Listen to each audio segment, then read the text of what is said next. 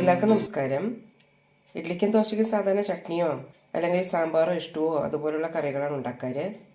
ഇന്ന് കുറച്ച് വ്യത്യസ്തമായി വളരെ ഈസി തയ്യാറാക്കാൻ പറ്റുന്ന ഒരു കറിയാണ് ഉണ്ടാക്കാൻ പോകുന്നത്. അതിനായി 3 വഴുതനങ്ങ, 2 ഉരുളക്കിഴങ്ങ്, 3 തക്കാളിയും 2 പച്ചമുളകും എടുത്തിട്ടുണ്ട്. ആദ്യം ഈ കഷ്ണങ്ങളെല്ലാം ഒന്ന് മുറിച്ചെടുക്കാം. കഷ്ണങ്ങളൊക്കെ ക്യൂബ് സൈസിലാണ് മുറിച്ചെടുത്തിരിക്കുന്നത്. വഴുതനങ്ങ അതുപോലെ തന്നെ. ഇനി ഇതെല്ലാം ഒന്ന് വേവിച്ചെടുക്കാം.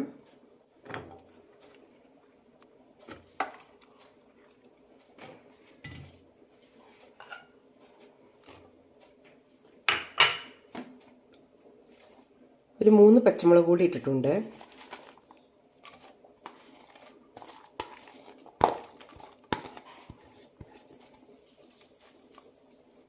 ഒരു കപ്പ് വെള്ളം ഒഴിക്കുന്നുണ്ട്.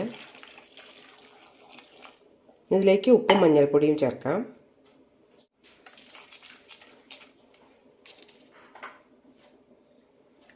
അര ടീസ്പൂൺ മുളക് പൊടിയും ഇടാം. കൂടെ തന്നെ ഒരു 1/4 ടീസ്പൂൺ കായപ്പൊടിയും. നന്നായി മിക്സ് ചെയ്ത ശേഷം 4 വിസിലിന് വേവിക്കാം.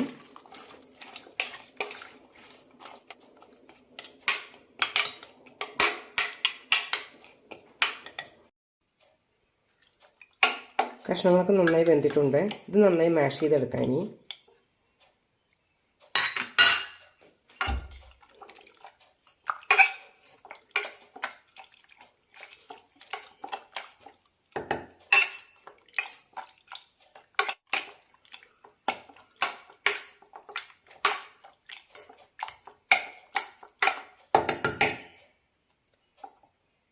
ഇനി ഇതിലേക്ക് താളിച്ചിടാം.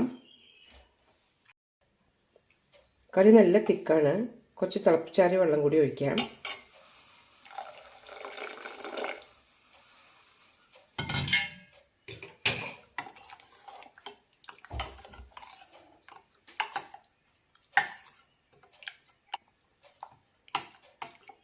കറി ഇതുപോലെ ലൂസായിരിക്കണം.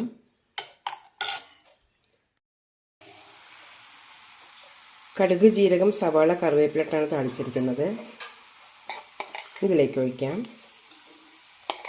സവാള ചോക്കേണ്ട ആവശ്യമൊന്നുമില്ല, നന്നായി ഒന്ന് ട്രാൻസ്പാരൻ്റ് ആയാൽ മതി.